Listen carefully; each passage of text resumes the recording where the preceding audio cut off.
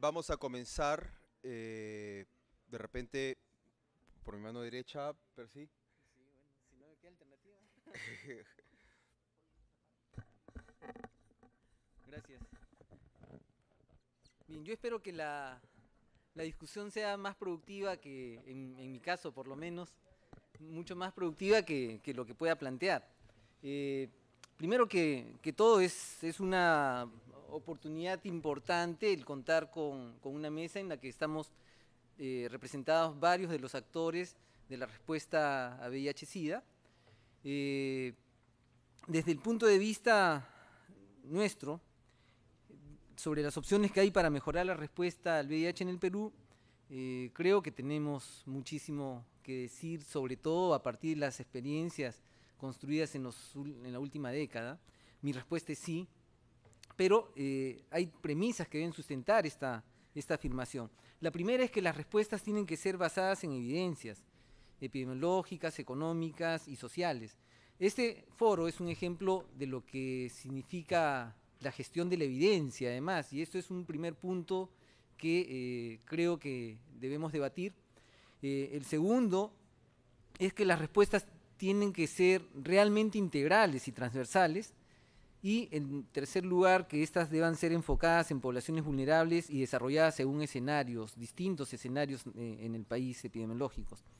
En ese nivel, yo creo que los avances que se han desarrollado desde el Estado y con el concurso de la sociedad civil, especialmente con el financiamiento del Fondo Global, han sido significativos, pero también requieren una mirada retrospectiva de evaluación de la efectividad y la eficiencia con que se han desarrollado. Los esfuerzos han sido muchos, no sé si en el mismo nivel hemos logrado reducir los problemas que tenemos. Por ejemplo, dimos pasos importantes en el desarrollo del tratamiento, pero no estoy seguro de que hemos logrado toda la calidad necesaria y toda la necesidad también de incorporar nuevas perspectivas a la atención de los casos y también con los enfoques de tratamiento. Uh, Creo que a pesar de todo esto, una realidad que no se puede opacar es que este avance significativo del tratamiento ha significado un hito en el país que tiene que seguir desarrollándose. Tras este hito que ha logrado sostener la vida de las personas, necesitamos dar otros pasos que vayan hacia la calidad, pero también hacia la prevención con medidas más efectivas. Creo que otro aspecto que debe señalarse, así como señalamos que este hito de éxito del tratamiento es también la necesidad de decir que probablemente las respuestas de menor desarrollo son las de los planes de respuesta multisectorial, principalmente porque la multisectorialidad es hasta ahora una situación casi mítica. Hay mucha respuesta desde no siempre la mejor, pero muchas respuestas del sector salud, hay algún nivel de compromiso de los otros sectores, pero todavía este es exiguo y para tener una respuesta más amplia a nivel nacional necesita ser potenciado. No solamente en el terreno de lo multisectorial, sino también de una mirada hacia el trabajo que tienen que desarrollarse a nivel regional. Aquí voy a poner un paréntesis. Yo en la presentación anterior veía que, por ejemplo, se necesitan 400 millones para poder tener un tratamiento preventivo, ¿verdad? Basado en fármacos. Pero nuestro país, por supuesto que no puede desembolsar todo este dinero de un solo momento, pero aquí hay que recordar que todos los procesos son construcción. Decíamos casi lo mismo cuando estábamos discutiendo si deberíamos o no dar tratamientos para el VIH. Y yo siento que en algún momento el Estado dio el paso y no lo hizo solo, lo hizo acompañado de la academia y de la sociedad civil. En algún momento, y esto es importante recordar, algunos actores importantes fueron justamente el esfuerzo de este grupo de trabajo que lidera Carlos, y en el que con USAID y el proyecto Vigía en su momento comenzaron a desarrollar las evidencias de base económica que sustentaban que se pudiera iniciar los tratamientos con antirretrovirales. El Estado dudaba, y ahí aparece el otro signo, el otro punto en la ecuación, que es que nosotros no podemos desarrollar probablemente muchos avances o ninguno si es que no tenemos una combinación de investigación, activismo y decisiones.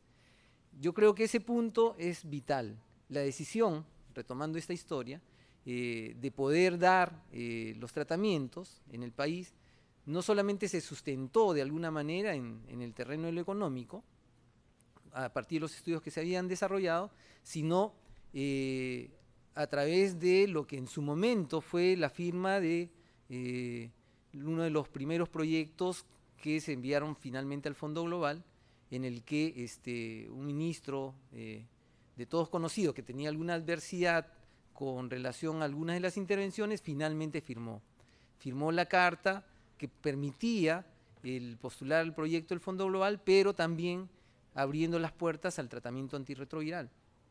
Y esta situación no fue solamente el proceso de la investigación, fue lo que manifiesto, el proceso del activismo y finalmente de un conjunto de decisores que se concertaron para poder dar un avance, un paso histórico en el país. Esta situación podría ser repetida y debe ser repetida de muchas maneras, pero en este nivel nosotros necesitamos saber que cualquiera de estas resoluciones de la ecuación que menciono, investigación, activismo y decisión, necesita incorporarse en un plano de ética y de respeto de los derechos a la salud y los derechos humanos.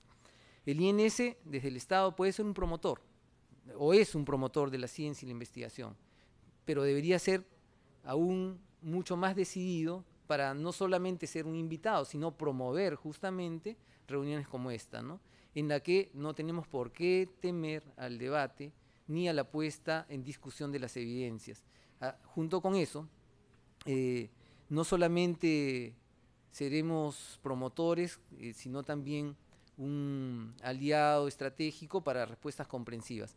Si la respuesta puede mejorar, entonces yo creo que efectivamente se puede lograr, pero tiene que haber este concierto amplio de todas las fuerzas que están trabajando en la respuesta nacional al VIH y con un objetivo común y claro, que las respuestas no sean solamente sectoriales, porque esto es lo que nos encuentra limitados ahora en una mejor capacidad de impactar sobre la epidemia, sino en un terreno mucho más amplio en el que los activismos se movilicen también hacia otros sectores del Estado y la sociedad. Esos son básicamente algunos de los elementos iniciales que quisiera compartir con ustedes y tal vez después compartirlos en la conversación y las preguntas. Gracias. Muchas gracias, Percy.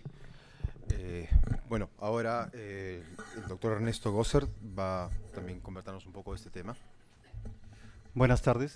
Muchas gracias a los organizadores, no solamente por permitirme tener la oportunidad de hablar con ustedes desde aquí, sino por las sesiones tan interesantes que hemos tenido esta mañana y las presentaciones que he podido ver en la tarde que han sido enriquecedoras, ¿no? Y siguen en la línea de lo que decía Percy, son espacios de encuentro para entendernos y entender mejor el problema desde diferentes miradas, de diferentes ángulos. Cada uno de nosotros tiene una posición, una experiencia, un conocimiento que trae, pero creo que todos tenemos un interés común en el tema de este foro. Otra cosa que quería mencionarles es que hace pocos meses me integré a la Coremusa Lima. Para mí fue una sorpresa, primero saber que la Coremusa Lima tenía una historia de bastante debilidad, ¿no? Y que prácticamente se estaba reconstruyendo y se está construyendo.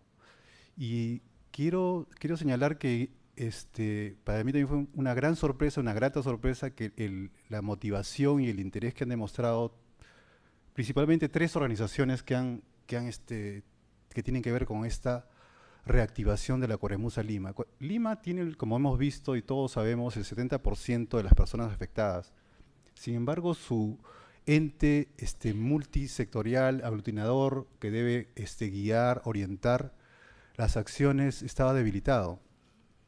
Y la Municipalidad de Lima, la Mesa LTGB y Vía Libre han tenido un papel realmente importantísimo que he ido percibiendo porque yo soy nuevo en esa Coremusa, algunos de ellos han estado antes, han estado trabajando. Yo creo que es importante reconocer que así retomando cosas, complementando, es como podemos fortalecernos, ¿no? Ese es un tema. ¿Por qué? Porque eso tiene que ver con qué cosa es lo que hay que hacer, cómo prevenir, cómo avanzar. Una de las primeras cosas que creo en un problema que es multisectorial es la necesidad de fortalecer capacidades individuales para desarrollar liderazgos éticos que puedan conducir y también capacidades institucionales para hacer sostenible, ¿no?, un trabajo de largo aliento como es el que nos convoca. Entonces, evidentemente los temas de fondo son los temas que tienen que ver con los determinantes sociales asociados a este problema que trascienden al sector salud. Van más allá y por eso en la mañana decíamos en la mesa que la ubicación de la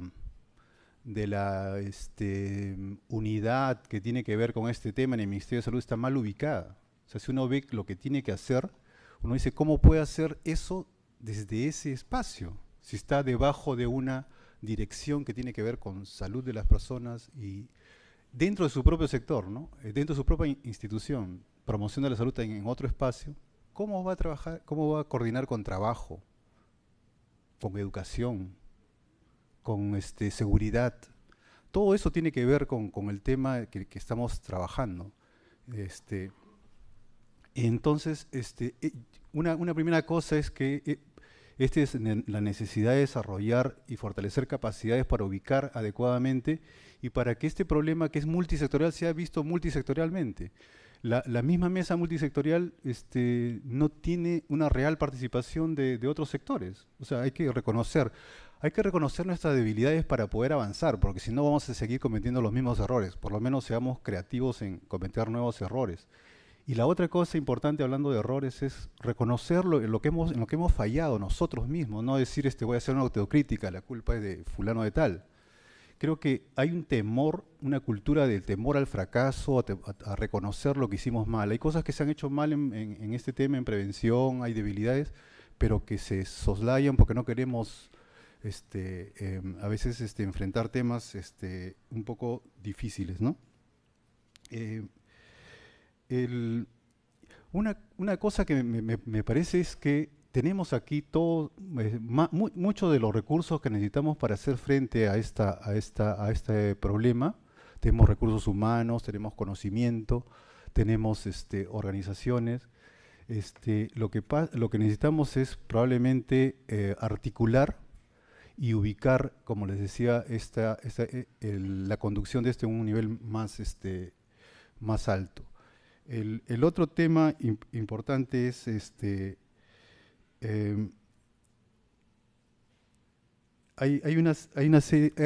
la otra cosa que me parece importante en el tema de la prevención, por ejemplo, es abordar, bueno, vamos a poder tocar todos los temas que quería, es, por ejemplo, abordar de manera creativa, no insistir en las cosas que ya fallaron, las cosas que no funcionan. Si no tienen efectividad hay que cambiarlas. Y eso lo podemos hacer a partir de conocer mejor lo que está pasando.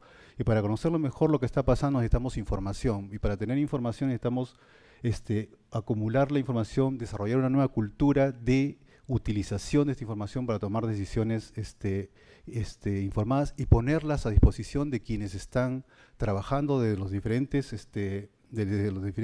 instituciones para conocer cuáles son nuestros problemas y cuáles son las posibles soluciones, ¿no? Como decía, no me acuerdo el nombre del colega que hizo la presentación ¿cómo se llama?, de MSM y King Race. Él citaba a la doctora Pedian, que decía que hay que monitorear lo que está ocurriendo en la comunidad para poder, para monitorear lo que está ocurriendo en la comunidad es esencial para poder avanzar en la expansión. Y no podemos monitorear algo que no conocemos. Los datos que tenemos, la información que tenemos, no solamente cuantitativa, sino la cualitativa debe ser incorporada como una cultura de investigación que debe ser instalada en las diferentes organizaciones de acuerdo a su quehacer para actuar, como se decía también antes, basados en evidencias y no en lo que yo creo o lo que yo pienso o lo que me conviene. Gracias. Muchas gracias, Ernesto. Continuamos con Pablo Ana María. Sí. Machuca el medio, ahí. Entonces, push. Ahí.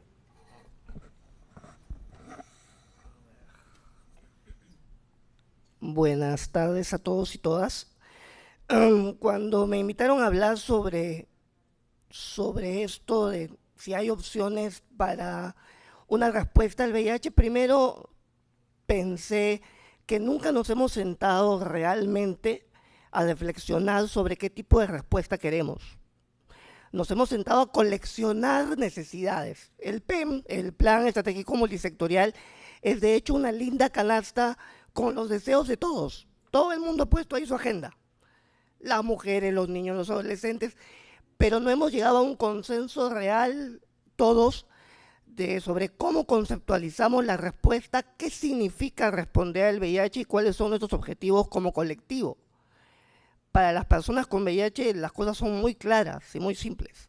Se lucha contra el VIH para que ni una persona más muera y se lucha contra el VIH para que ni una persona más se infecte. Así de simple. ¿Cómo logramos eso todos y todas? No pasa por la esquizofrenia de decir que lo político no tiene que ver con lo programático, que lo técnico no tiene que ver con lo político, sino con entender que lo programático y lo técnico deviene de lo político y que necesitamos un claro liderazgo político para que se tomen las decisiones correctas. Es decir, necesitamos no solamente un buen técnico sentado en el ministerio, sino una persona que sea capaz de influir en los más altos niveles. Pero para eso esta persona o personas tienen que tener claro de qué estamos hablando como respuesta. Y en los últimos años, todos, yo creo que todos y todas debemos hacer mea culpa, nos hemos dedicado a importar fórmulas, a importar intervenciones que no necesariamente hemos validado con nuestras comunidades. Y respuestas que no necesariamente responden a las necesidades culturales, económicas, sociales y emocionales de las personas directamente afectadas por la epidemia. Y eso es un problema. Estamos tratando de poner la respuesta en un corset que no le cabe o que le es muy estrecho. A lo mejor es importante aligerar el corset o buscar un buen sastre y darle una reingeniería a la cosa, y creo que este es el momento exacto porque estamos a punto de diseñar un nuevo plan estratégico multisectorial que debe ser una herramienta para la toma de decisiones, pero que no puede ser nunca más una buena canasta de deseos. Tiene que ser algo pensado a partir de la evidencia, a partir de la humanidad. Creo que nos hemos enfrascado los últimos 5 años tanto en cumplir metas y cumplir metas y cumplir metas bajo el fantasma del Fondo Mundial que ha rondeado todas las presentaciones aquí, y nos hemos olvidado de que tratamos con las vidas de personas. Entonces, primer punto, necesitamos un liderazgo claro, político, pero informado por todos y todas en un permanente diálogo. Cuando se habla del diálogo entre la academia y la comunidad, primero preguntémonos si hay academia, ¿qué academia hay? Hoy día me comentaba un amigo, academias preuniversitarias hay un montón, pero no sabemos si academia, como un esfuerzo sistemático de producir información en VIH, existe. Y cómo dialoga esa academia con la comunidad y con las necesidades de la comunidad. Hablamos con muy buena intención de la gestión del conocimiento, pero hay un montón de conocimiento en el aire que no ha aterrizado en programas específicos. ¿Cómo hacemos eso? ¿Cómo hacemos que la gestión del conocimiento se convierta en una herramienta para tomar decisiones correctas y estratégicas, que va más allá de compartir información. El tercer elemento es el famoso enfoque de derechos humanos. A veces nos llenamos la boca hablando del enfoque de derechos humanos, pero creo que jamás hemos discutido cuál es nuestro enfoque de derechos humanos. Si un funcionario del MINSA dice aquí, yo estoy en lo personal en contra de los crímenes de odio, yo puedo deducir entre líneas que en el ministerio no les molestaría mucho que unos cuantos de nosotros muriéramos. Entonces, ¿de qué hablamos con enfoque de derechos humanos? Cuando hay gente que no tiene carta de ciudadanía en este país, ni para su identidad, ni para sus sentimientos, ni para su vida. Entonces, por ahí hay que encontrar los caminos de esta nueva discusión que es absolutamente importante. La pregunta es quién le pone el cascabel al gato, o sea, quién hace la inflexión para que esta revolución en la prevención ocurra. Hemos estado más de 15 años con la misma fórmula de prevención, ¿no? AMP, condones, usa correctamente condones, distribuye condones y consejería educación entre pares. Pero jamás nos hemos detenido a pensar en los elementos estructurales de lo que pasa con la vida de las personas. Jamás le hemos preguntado a las personas que se infectan por qué se infectan. Nos hemos dedicado a juzgarlas, pero no a entender la dinámica. Y si hubiéramos entendido la dinámica, probablemente nuestras respuestas hubieran sido mucho más inteligentes y mucho más articuladas. Entonces hay que empezar por ahí, por volver a las comunidades y pensar con ellas qué pasa, para luego poder responder apropiadamente. Finalmente, creo que también tiene que hacerse un esfuerzo adicional por fortalecer los servicios de salud, reorganizar los servicios de salud, porque el tratamiento antirretroviral del que muchas personas aquí dependen, presentes y no presentes, no se resuelve con entregar una pastilla o poner una pastilla en el estómago de alguien. Tiene que ver con la calidad de vida, la nutrición, el hecho de que te traten bien, que si eres una mujer trans vayas a un servicio de salud y te traten con respeto y dentro del tratamiento que necesitas, o el acceso a la prueba a tiempo que necesitas. Antes de discutir sobre tratamiento como prevención, profilaxis, preexposición, etcétera, etcétera, etcétera, que son temas interesantes y tienen su lugar en la historia científica, preguntémonos cómo vamos a llenar las brechas de lo que no hemos hecho. Si todas las personas aquí tienen tratamiento antirretroviral o no.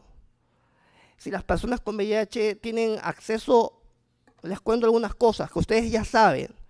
Las personas con VIH no tienen una norma que les permita casarse. Aquí tenemos que pedir permiso para poder casarnos aquellos que somos heterosexuales. Bueno, es que eso para que se den cuenta cómo a veces vivimos en el mundo de la fantasía. Segunda cosa, hemos encontrado en algunos casos por ejemplo, se habla mucho de la prevención de la transmisión materno-infantil como un gran logro, que efectivamente lo ha sido, pero ocurre que a muchas mujeres en el momento del parto, luego de haber hecho una cesárea y demás, las han esterilizado, les han ligado las trompas, porque no pueden cometer el crimen de tener hijos siendo y viviendo con VIH. Entonces, antes de pensar en nuevas estrategias biomédicas de prevención que me parecen perfectas, cuando estemos preparados para ellas, pensemos si estamos preparados para el tipo de respuesta que tenemos que dar. Para que en algún momento sea posible que estas estrategias biomédicas sean políticas públicas, primero tienen que haber ciudadanía. Sin ciudadanía, las políticas públicas son solamente promesas.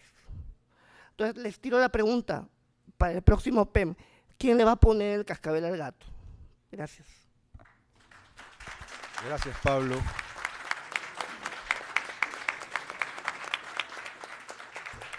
El turno en este momento de Patricia Bracamonte. Muchas gracias.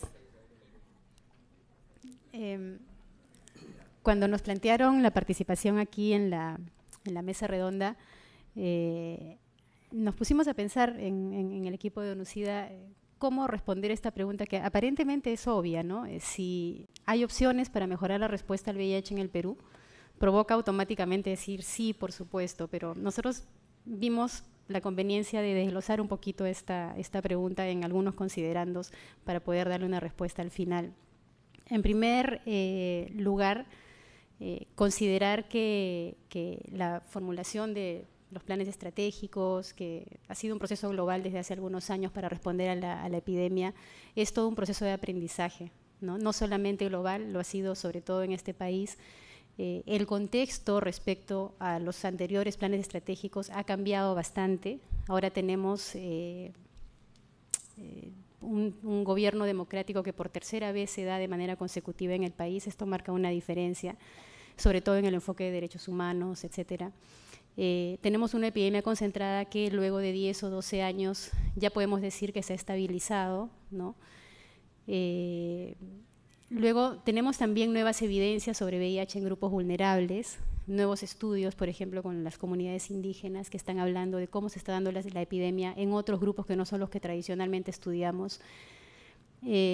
Tenemos también muchos desafíos que han ido emergiendo en los debates en la agenda pública del VIH, en particular en lo que es los derechos humanos de las poblaciones de mayor prevalencia y en lo que es el acceso de los adolescentes a los servicios de salud. Esto incluye, por supuesto, la penalización que actualmente hay a las relaciones sexuales con menores de 18 años. Asimismo, como ha cambiado el contexto, también ha cambiado la respuesta nacional, ¿no? Desde los orígenes del plan contra SIDA, que José Luis lo explicó bastante bien hace un rato, en el año 97, luego hubo el otro plan estratégico del 2001-2004, ahora estamos ya terminando el tercer plan consensuado nacionalmente.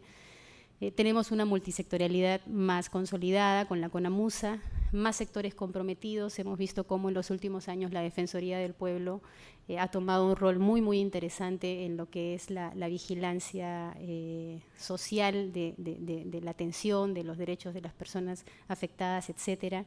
El Ministerio de Trabajo, el Ministerio de Economía también se han involucrado bastante en la respuesta.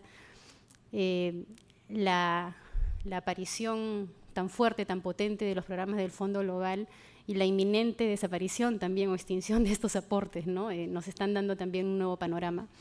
La incorporación del TARG a la salud pública, José Luis también lo ha presentado bastante ampliamente, y la institucionalización de los componentes sanitarios de la respuesta nacional desde este año con el presupuesto por resultados están marcando también el contexto cambiante que nos habla de un proceso de aprendizaje del cual todos somos partícipes. A nivel internacional también tendríamos que considerar que hay algunas contribuciones que se han dado en el contexto global para marcar lo que es el contexto actual de la planificación estratégica que está en ciernes, ¿no? En primer lugar, la Declaración Internacional que se renovó este año en Nueva York, la Declaración Internacional 2011-2016 para acelerar o intensificar el alcance de las metas de desarrollo del milenio. El Perú ha ratificado en este contexto su compromiso con la respuesta nacional al VIH a través de la comisión de alto nivel que fue a este evento.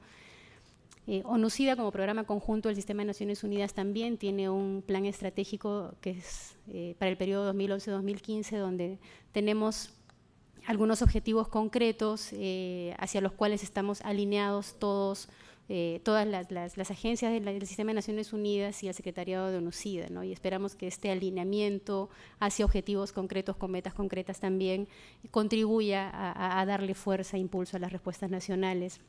Y finalmente, la renovación o la revitalización del enfoque de género y de los derechos humanos en las respuestas al VIH.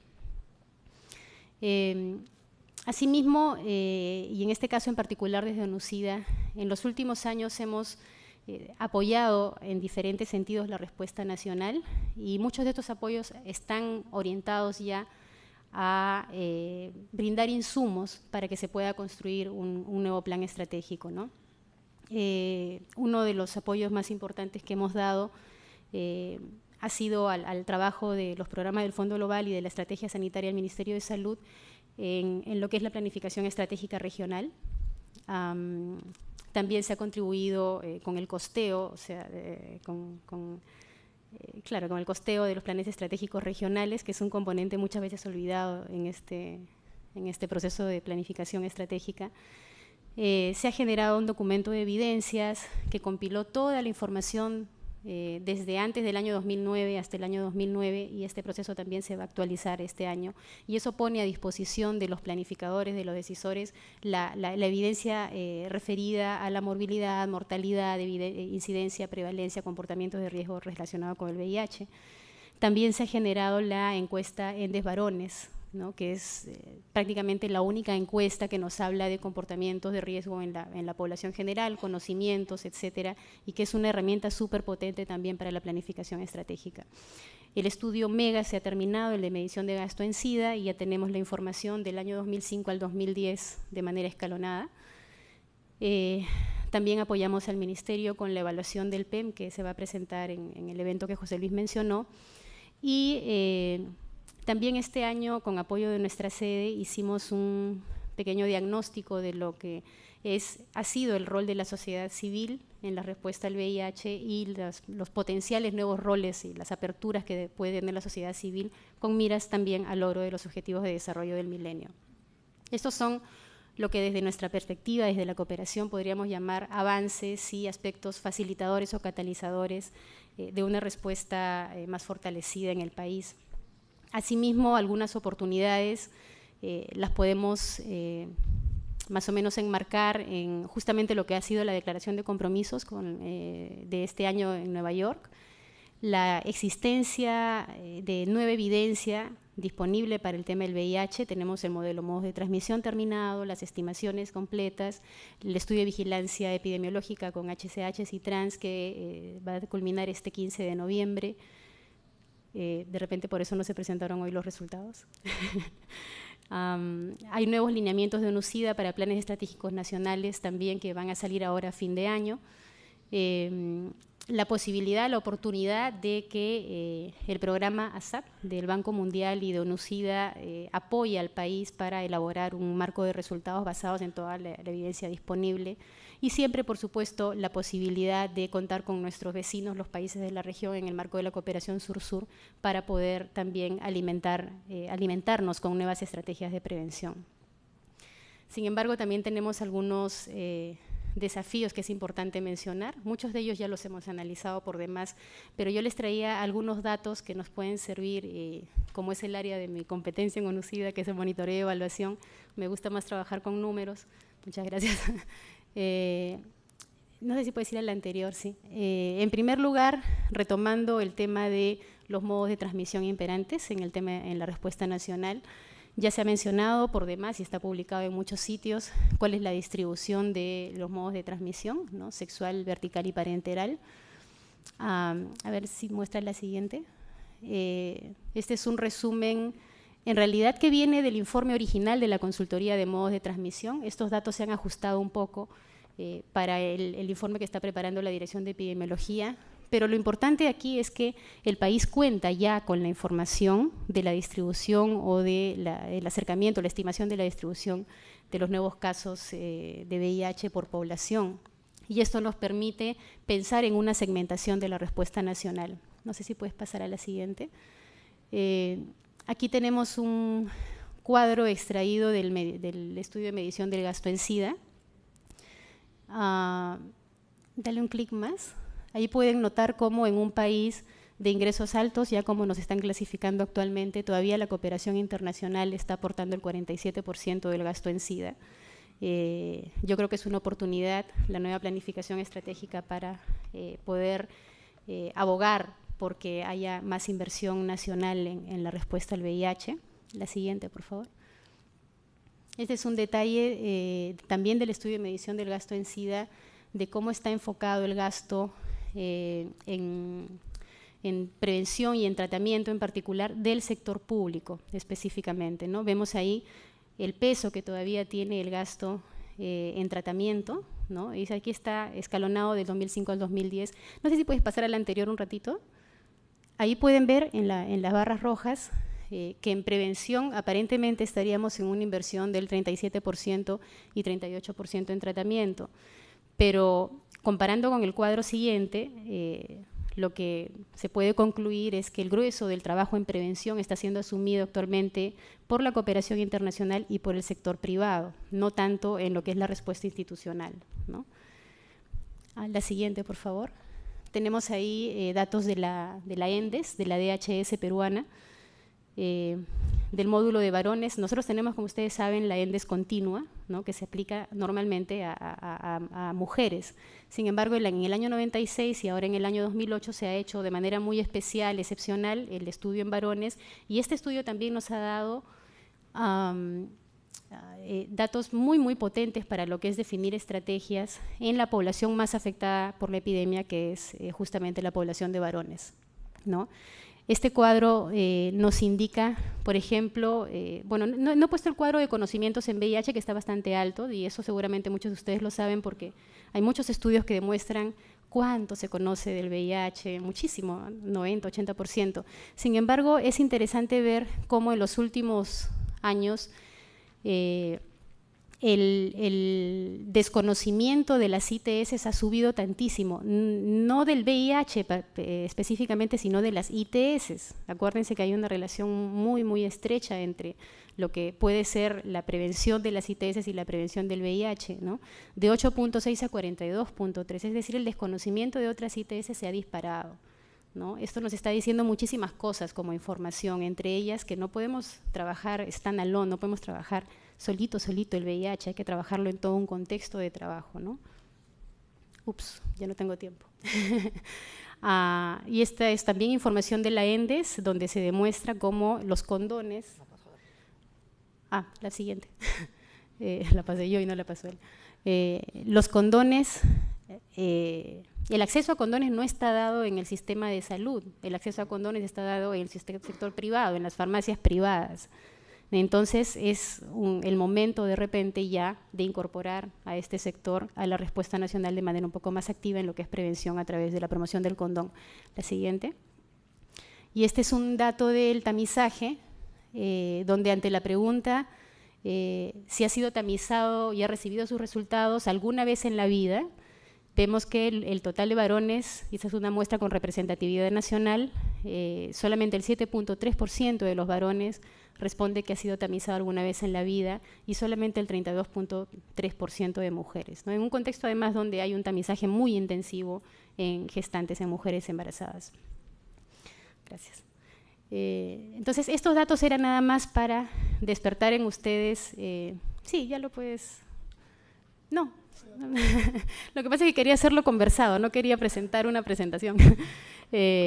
Nada más a partir de estos datos, que son una muestra muy pequeña de la cantidad de información de la que dispone el país, que tiene muchísima información y de muy buena calidad, nosotros nos atrevemos desde UNOCIDA a hacer algunas recomendaciones gruesas para lo que sería una revitalización, una mejora de la respuesta nacional con miras a los próximos 5 años y al logro de los objetivos de desarrollo del milenio. La primera recomendación a manera de consideración final es que necesitamos una respuesta que enfatice la prevención combinada. Creo que este evento nos ha demostrado esto, se ha discutido bastante, la importancia de empezar ya a implementar estrategias de prevención combinada, segmentar las estrategias de prevención combinada de acuerdo a los modos de transmisión que hay en el país, los modos de transmisión prevalentes y los grupos donde se está concentrando la epidemia. Empezar también ya a diseñar las estrategias de sostenibilidad de la respuesta en la era post-Fondo Mundial, incrementando recursos nacionales para la respuesta, tanto en el PPR como a nivel de recursos de las regiones. Fortalecer el sistema de salud. Todavía estamos con muy poco tamizaje, todavía estamos con problemas de promoción de condón, con problemas de abastecimiento de medicamentos. Entonces es necesario, no podemos dejar en esta nueva planificación de fortalecer el sistema de salud para asegurar el acceso universal mínimamente a tratamiento y a pruebas y consejería. Darle además a la respuesta un enfoque un poco más integrado. También hemos ya evolucionado respecto al momento en que habían programas nacionales, programas verticales. Muchos países ya están pensando también en dar el paso que el Perú dio hace algunos años. Entonces tenemos que integrar esta respuesta en lo que es la salud sexual y reproductiva, en lo que son los objetivos de desarrollo del milenio, en lo que es el enfoque de derechos humanos, el enfoque de género y la inclusión social, que creo que este gobierno le está dando bastante fuerte a este tema. Luego, promover la mayor participación del sector privado y de otros sectores en la respuesta nacional. Ha sido un interesante ejercicio el anterior PEM, como bien lo mencionaba José Luis, con su enfoque bastante sanitario, digamos. De repente ya es la oportunidad en esta ocasión de ampliar este enfoque y empezar a trabajar con otros sectores, ¿no? Establecer mecanismos de gestión y de monitoreo que hagan factible la operacionalización del PEM.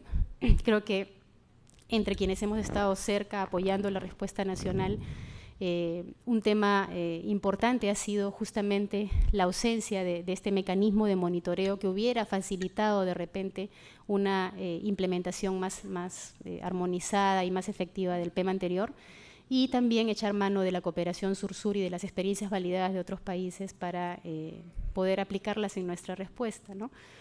Una última recomendación que no la había puesto en la presentación, pero que es clave, y esto sale también de la conversación que tuvimos en la mañana, es que todas las intervenciones, las estrategias de prevención que estamos teniendo ahora, que son algunas bastante innovadoras, tienen que estar necesariamente acompañadas de investigaciones operativas. Si no validamos y le ponemos números concretos a lo que estamos haciendo, si no empezamos a trabajar con grupos de control que nos digan estas intervenciones valen y estas no valen, no vamos a avanzar.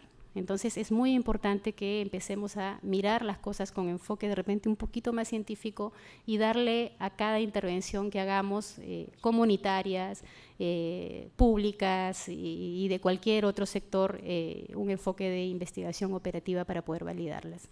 Muchas gracias. Gracias, Patricia. Ahora Giovanni Romero hará sus comentarios.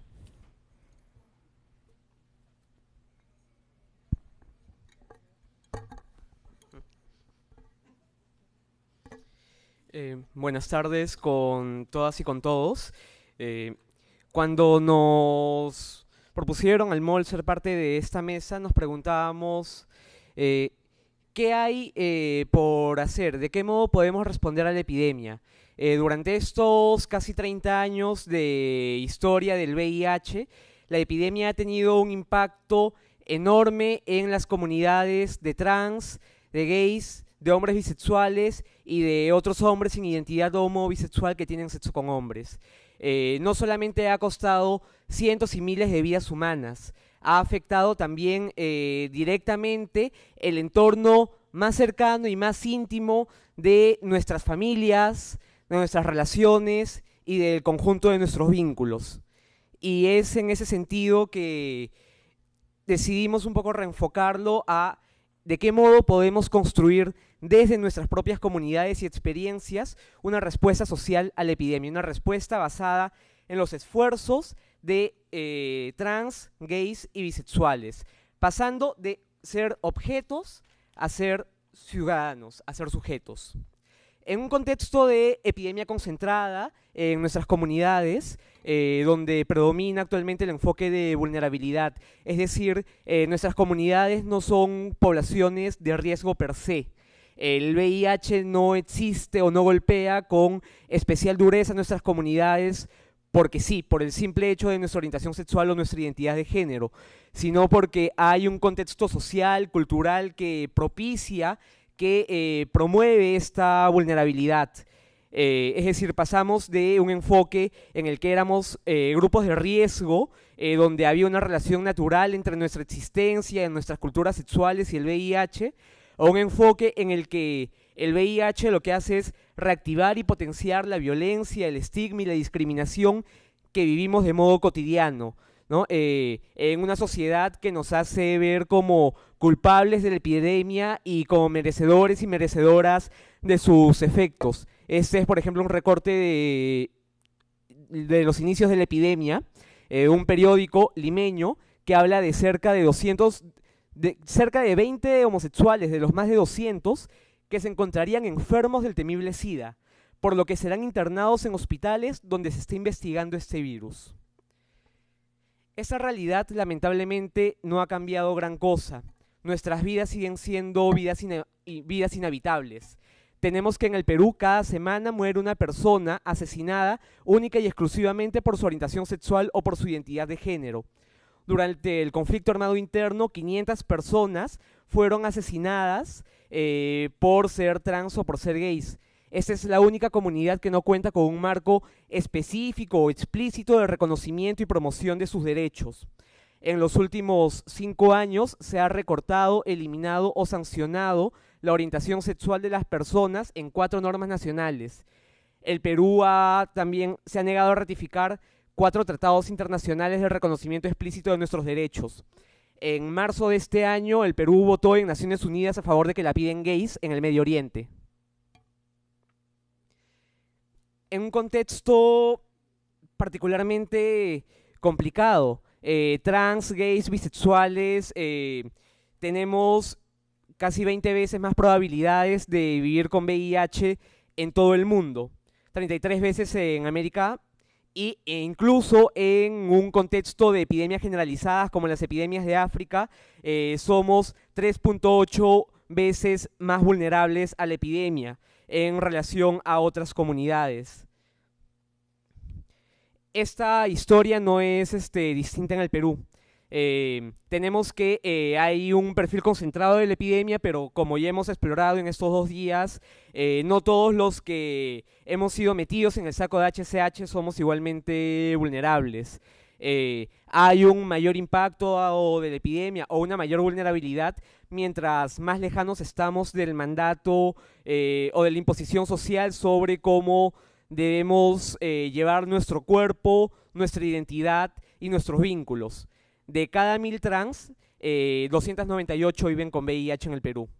De cada 1000 trans, gays y hombres bisexuales, 101 vivimos con VIH. De cada 1000 trabajadoras sexuales, 5, y de cada 1000 mujeres gestantes, 2. Y esto abre una pregunta para el Estado, y es, si esta es una epidemia concentrada en estas comunidades, ¿cuántas son las personas que las integran y qué tipo de respuesta debiéramos dar? ¿Es posible dar una respuesta o no? Y entonces tenemos que, según el último censo de población del Perú, los hombres somos casi poco más de 13 millones, los hombres entre 15 y 49 años son poco más de 7 millones, y entonces, de todos estos, ¿cuántos son los hombres que tienen sexo con hombres? Podríamos remitirnos a los estudios de 15 y decir que somos alrededor del 10%, o podríamos hacer lo que hacía el Estado peruano hasta el año 2008 y establecer que el universo al que debía atender la Estrategia Sanitaria Nacional de VIH era el 6% de estas personas, de esta población. Sin embargo, un grupo de expertos tomó una decisión política y dijo, los HCH en el Perú no son 6% de los hombres entre los 15 y los 49 años, son el 3%. Esa decisión política lo que implicó es que de la noche a la mañana, sin aumentar la oferta de servicios, sin aumentar la inversión un solo sol, se duplicaba la cobertura. Entonces tenemos que entre octubre del 2007 y septiembre del 2008, el Perú pasó de tener una cobertura de 2.99% de las comunidades de trans, gays y hombres bisexuales a un 6%, es decir, el doble. Y en el momento de mayor inversión de recursos en prevención en esas comunidades vía la 6ª ronda del Fondo Mundial, la cobertura pasó a 9.7%. Es decir, de cada 1000 personas trans, gays o bisexuales, solamente 97 son atendidas por el Estado peruano en asuntos de ITS o VIH. Esto configura lo que desde el MOL denominamos homicidio. El Estado peruano tiene responsabilidad por inacción en la muerte de trans, gays y bisexuales por la epidemia. ONUCIDA recomienda que, independientemente del tipo de epidemia que tengan los países, las coberturas en esas comunidades no deberían ser menores de 80%. Es decir, el Perú tiene una brecha de por lo menos 70% de cobertura para llegar a lo que ONUCIDA recomienda como el mínimo recomendable. Y lo poco de cobertura que hay en ese momento en nuestras comunidades se basa en el binomio PEPS-AMP, es decir, personas de la comunidad que llevan información y educación a sus pares y que los derivan a CERITS o UAMS, que no existen en el organigrama funcional del Ministerio de Salud, para que en estos locales le saquen sangre, cada 2, 3 meses y les digan si viven o no con VIH. La cobertura de atención en esas comunidades, basada única y exclusivamente en el sistema de PEPS, tenía alrededor de 200 PEPS en el año 2000, cuando el sistema había sido debilitado en los últimos años de la dictadura fujimontesinista. En el momento de mayor inversión de recursos vía el Fondo Mundial, la cantidad de PEPS en esas comunidades pasó a ser 502. Sin embargo, como sucede en todos los proyectos del Fondo Mundial, la primera fase es una fase de gran inversión y luego la inversión empieza a decrecer 50% cada año. Al 2010 llegamos con 300 PEPS de las comunidades más vulnerables a la epidemia. En marzo del próximo año, el número de PEPS se va a volver a reducir a 200. Es decir, el Estado peruano invierte en PEPS exactamente lo mismo que invertía en el año 2000. No se ha aumentado un solo sol la inversión en las comunidades más vulnerables a la epidemia. La inversión que hemos tenido, que ha sido básicamente a través de la cooperación internacional, como ya nos decía Patti, simplemente se va y el Perú, bien, gracias. ¿Qué es lo que tenemos en este momento? De cada 1000 personas en nuestras comunidades, solamente 97 es atendida por el sistema público de salud, y de cada 1000, solamente 59 tiene derecho en el Perú a conocer si vive o no con VIH. Esto en un contexto en el que, por ejemplo, durante todo el año 2010 ha habido desabastecimiento de condones del Ministerio de Salud. Condones que están orientados a garantizar el acceso a prevención en las comunidades más vulnerables, más excluidas y más pobres. Con además una serie de evidencia que demuestra que estas comunidades son las más vulnerables. El 56% de las nuevas infecciones de VIH en el Perú se dan en las comunidades de trans, gays y hombres bisexuales.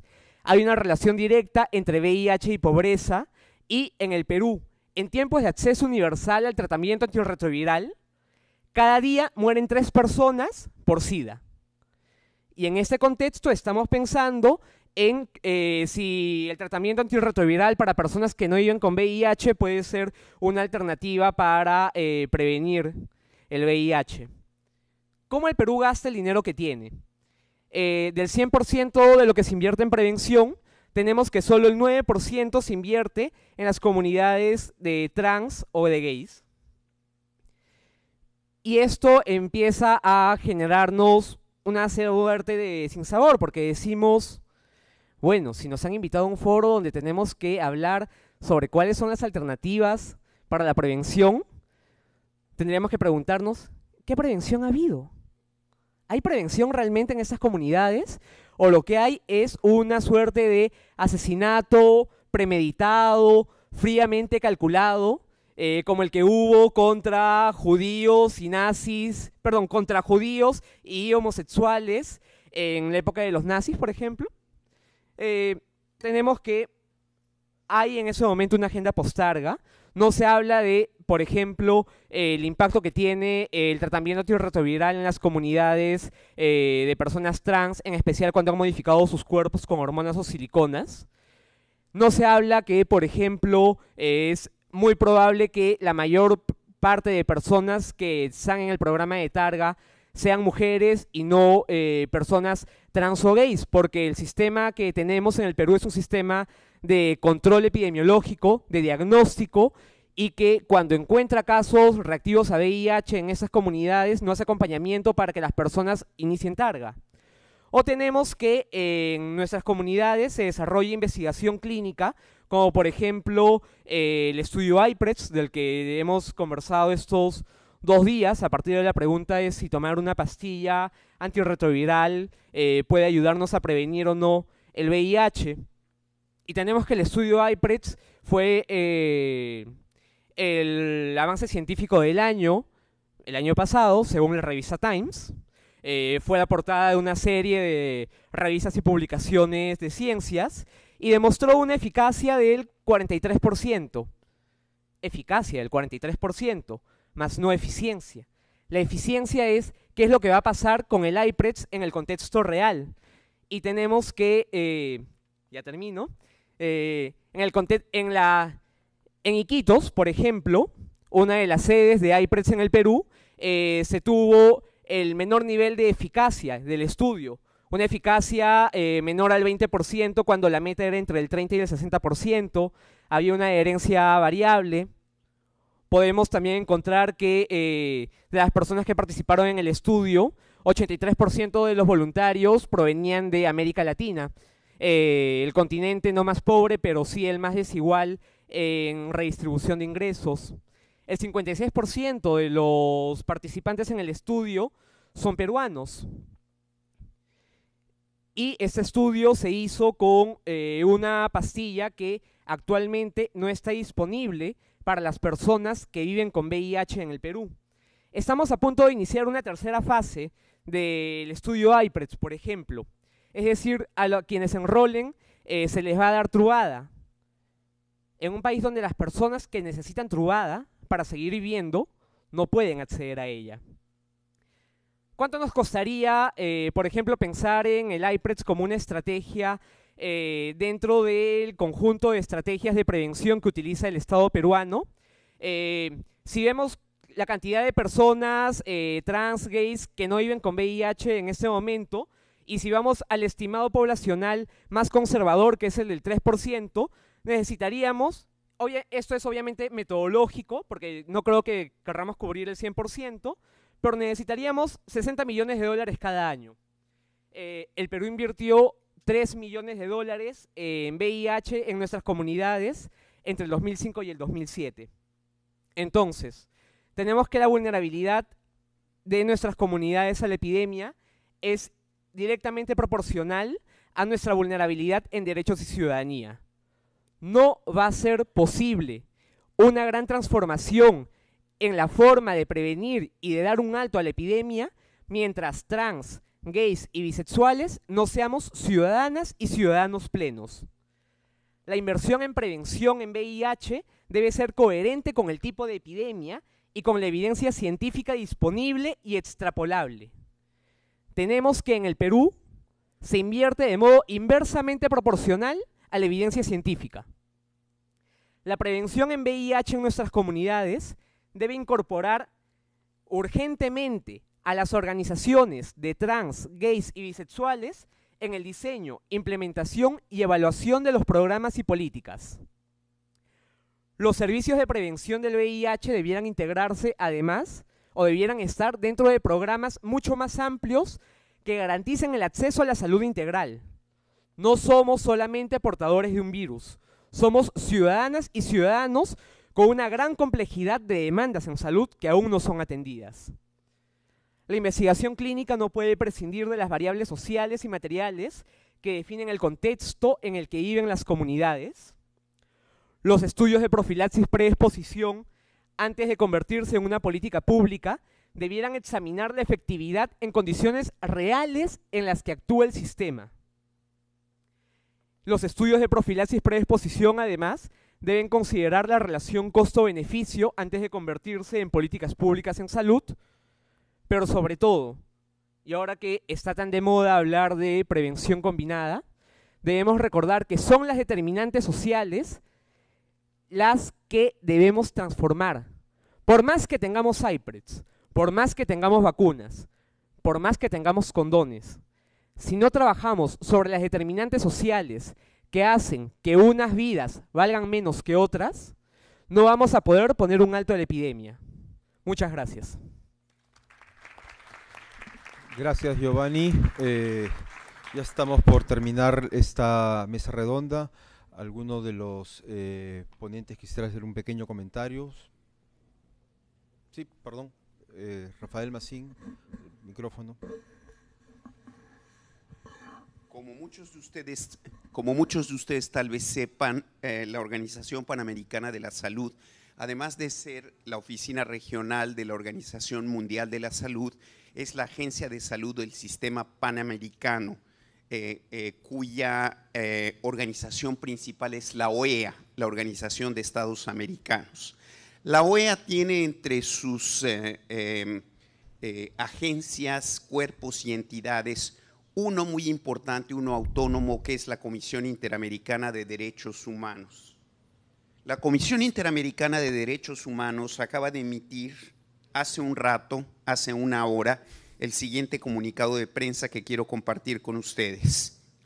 Washington, D.C., 3 de noviembre, por cierto, día de San Martín de Porres, de 2011. Durante el 143º periodo de sesiones, la Comisión Interamericana de Derechos Humanos decidió crear una unidad para los derechos de las lesbianas, los gays y las personas trans, bisexuales e intersexo, a fin de aumentar su capacidad de proteger sus derechos. Simplemente quería compartir esta información. Hay dos personas más que querían, creo que habían levantado la mano, César y Pedro.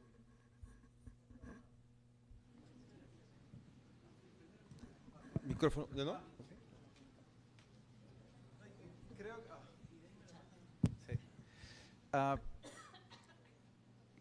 Durante estos 2 días, una de las cosas que hemos escuchado constantemente es, bueno, una reestructuración del sector salud, pero mucho se ha mencionado liderazgo. Y la pregunta es, ¿liderazgo de quién? Liderazgo del ministerio, liderazgo de las comunidades, liderazgo del jefe de la Estrategia Sanitaria Nacional. O sea, ¿qué es lo que esperan? ¿Esperan que el director de la estrategia o el jefe de la estrategia vaya y le diga al ministro y el ministro haga lo que quiere, lo que se necesita?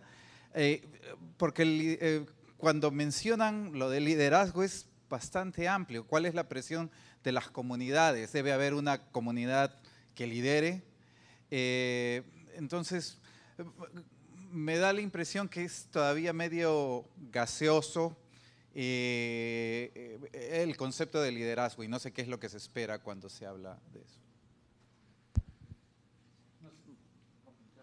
Ya, yo tenía también un comentario referido al tema de la investigación que se ha tocado en esta mesa, ¿no?, por los doctores Minaya y Gosser, pero quería recoger también un elemento que estuvo presente en la presentación del doctor Sebastián, ¿no?, cuando presentaba el cuadro de la distribución de los casos de VIH por ciudades, ¿no? Yo quiero recoger ese cuadro para plantear también una pregunta de investigación y una pregunta que puede ser tomada en cuenta en los planes para afrontar la epidemia, ¿no? Recuerden que la columna más grande era la del Lima y Callao, y luego del Lima y Callao venía Iquitos, ¿no? Y después de Iquitos venían ciudades como Arequipa, Ancash, Lambayeque. Y yo me pregunto, yo quiero plantear esta pregunta como una pregunta de investigación. Entonces, si Loreto con Iquitos no tiene más de 400.000 habitantes, en cambio Arequipa, Piura, La Libertad tienen más de 1 millón cada ciudad. O sea, ¿qué hay en esa ciudad que está haciendo que en una población tan pequeña haya tantos casos de VIH? Yo lo planteo como una pregunta de investigación, porque yo reviso la investigación que se ha hecho y entonces encuentro que muy poca gente se ha preocupado de preguntarse qué hay con las culturas sexuales, qué hay con los factores históricos, económicos, las desigualdades sociales en el país. Generalmente la cuestión de la diversidad en los planes de lucha contra el VIH se toman como una cuestión de diversidad sexual, y más allá no se va. O sea, el Perú es enormemente diverso, y cuando yo me voy, por ejemplo, a Iquitos, para mí es como irme a otro país, y si me voy a un sitio y a otro, encuentro que en algunos casos se me ocurre que el VIH puede estar asociado en unos lugares con cuestiones como migración, en otra ciudad con la industria del turismo, en otra ciudad con, no sé, en Pucallpa quizás la industria maderera, en Madre de Dios quizás con la minería, y así. O sea, ese tipo de preguntas que, si nos planteamos un esquema de prevención del VIH con un modelo ya desarrollado en otro lugar que vamos a replicar, entonces no nos vamos a dar cuenta de ese tipo de cosas. Entonces, quería plantearlo como un tema que puede ser abordado en, no sé, en planificación futura, ¿no?, la cuestión de la diversidad del país y los contextos locales, ¿no? Muchas gracias. Bueno, lamentablemente no todos vamos a poder hablar porque ya estamos a punto de terminar. Creo que el doctor Minaya quiere decir unas palabras. Sí, muy breve en realidad. Yo primero quiero felicitar realmente la contundencia de los datos y las palabras que Giovanni ha presentado. Y quiero llamar la atención, además, porque ese discurso, si podemos aliarlo a la intervención de Pablo, nos muestran cómo es que realmente nosotros debemos esgrimir uno de los liderazgos, y hay una respuesta ahí, ¿verdad? Porque los liderazgos no son necesariamente institucionales, son corporativos, son nacionales, son de las masas que se mueven. Son así los procesos que hemos tenido en el país y son los que han conquistado éxitos en diferentes niveles, desde los políticos hasta los diferentes espacios del derecho. Una mesa como esta, publicaciones y datos como los que se han avanzado, como los que nos ha podido mostrar nuestros colegas, por ejemplo, con la compilación de datos que nos ha mostrado en ONU-SIDA, Patti, lo que nosotros tenemos es realmente una diversidad tremenda de información que tiene que ser usada productivamente. No hay mucha, y en ese nivel no es una disculpa, pero sí un elemento que falta, que está ausente de alguna manera en algunas de nuestras instituciones, es asumir con entereza la información como la que se ha mostrado.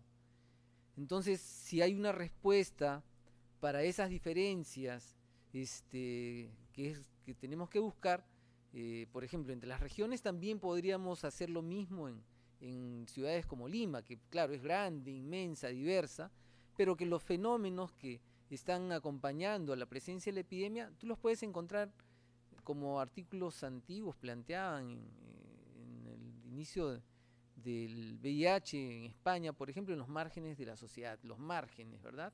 El concepto que ahora nosotros queremos desdibujar porque estamos en un plano distinto, de derechos y de diversidad, pero que también tenemos que reconocer que hay vulnerabilidades e intervenciones que debemos hacer en esos niveles.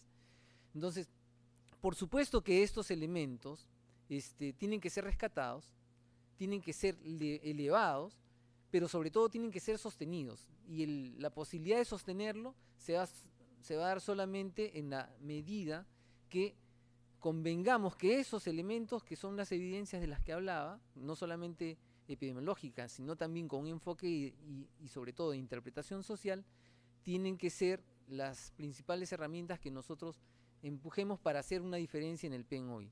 El PEN, verdaderamente, como lo señalaba Patti también, estuvo muy centrado en la cosa de la prestación. Creo que hoy día es diferente, pero la forma de garantizar la diferencia está en justamente intervenciones que vayan a los aspectos conductuales, de comportamiento, que vean el impacto de la comunicación en ese nivel. Creo que hemos recibido una importante lección de la mesa y de las comunidades que han podido entregar esta información, y creo, por mi lado por lo menos, que debemos abrir un espacio importante de debate que debe ser continuado. Ojalá que podamos contar con el apoyo de la academia, que yo creo que sí existe, y que por eso hemos logrado ciertos avances también, ¿no? Con este espacio de la academia, pero también con el de las comunidades. Creo que no podemos estar divorciados en ese nivel. Y el Estado tiene que responder, como lo ha hecho. Se demora, pero en la medida que hay activismo, que hay impulso, responde, porque el Estado al final somos todos quienes tomamos la decisión. Solamente está en que el proceso sea levantado oportuna y sobre todo con interés y valentía. Muchas gracias. Ernesto quería hacer unas pequeñas palabras muy cortas. Sí, brevemente, solamente porque yo mencioné también la palabra de liderazgos y cuando estaba hablando de eso me estaba refiriendo, creo que dije en singular, pero me estaba refiriendo en plural. Necesitamos un liderazgo en el Estado, necesitamos un liderazgo en las comunidades, necesitamos un liderazgo en la academia. Y eso, no estoy hablando en el aire, hay experiencias acá mismo de avances, pero todavía no es contundente. O sea, un liderazgo que permita sentar en la mesa a quienes tienen que tomar las decisiones que tienen que ver con estos determinantes sociales que son digamos, el elemento fundamental para avanzar en este tema. Entonces, ¿cómo se desarrollan estos liderazgos? Hay experiencias acá, pero hay experiencias también en otros lados que no tenemos que copiar, sino leer, discutir. Por ejemplo, lo que pasó en Brasil. En Brasil se hizo un liderazgo en toda la sociedad, las organizaciones de la sociedad civil. Se formaron muchos grupos de acción entre los diferentes interesados, como los grupos y las comunidades que se han mencionado acá, que fueron los que activaron la posibilidad de lograr una constitución, la primera constitución en el mundo que asumió el tratamiento para VIH-Sida como un tratamiento gratuito. O sea, el liderazgo por lo menos del que yo estaba mencionando, es un liderazgo que necesitamos en el Estado, porque si hubiera liderazgo en el Estado estaríamos acá con los líderes del Estado y no los veo. No tendríamos hoy día, al mismo tiempo, 3 reuniones importantes sobre este tema en paralelo. O sea, si tuviéramos liderazgo, estaríamos convocados por alguien que nos convence y que nos dice, bueno, tú quieres esto, tú quieres esto. No, yo en conjunto, para enfrentar este tema necesitamos esto. A eso me refiero. Yo me refiero a un liderazgo que convoca, que conduce, que convence y que utiliza la evidencia que existe y que crea la otra cosa que yo quería señalar, es que hay que desarrollar más esta cultura de uso de la información para tomar decisiones que realmente se hace parcialmente. Gracias. Muchas gracias. Con esta intervención damos por terminada la mesa redonda. A continuación, unas palabras de Carlos para cerrar el evento. Muchísimas gracias, Juan. Solo quería decir que estoy yo realmente sorprendido, abrumado, porque la cantidad de información interesante, importante que ha surgido en este par de días de foro, creo que puede ser muy útil. Felizmente las cosas están grabadas y creo que pueden ser accesibles, y felizmente que se va a generar un informe que puede ser utilizado para la producción del próximo plan estratégico multisectorial.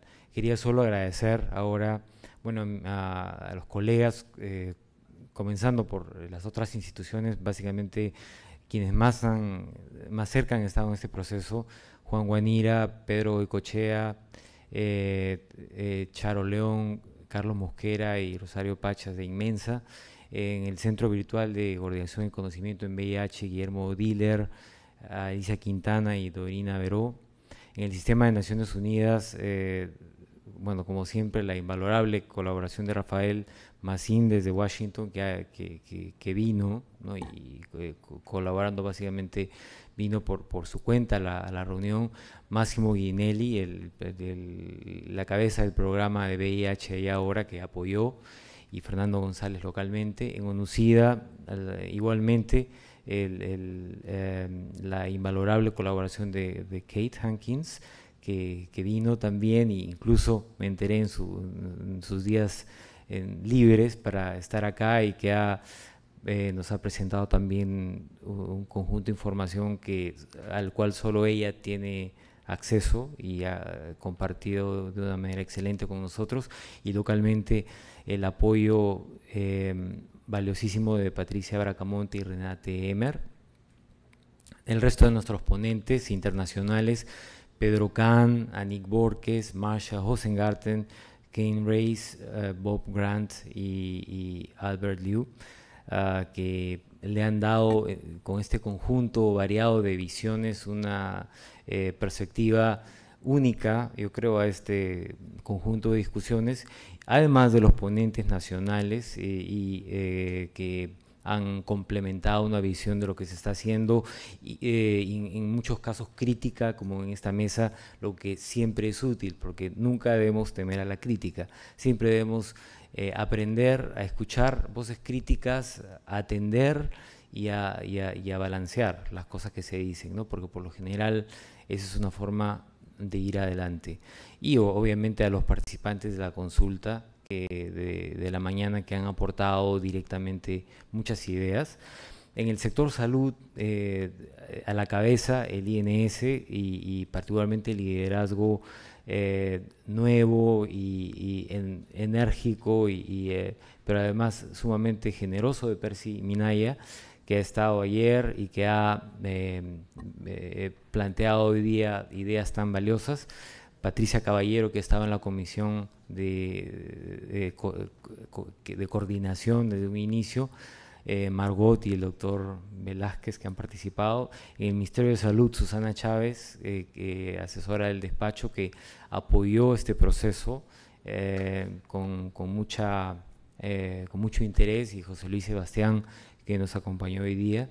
Bueno, en CONAMUSA, en primer lugar, los representantes de poblaciones vulnerables y afectadas, que atendieron la invitación de nominar a personas que participaran, ¿no? Sonia Parodi, Tataki Robles y Javier Salvatierra, y el apoyo de José Pajuelo en la Secretaría Ejecutiva.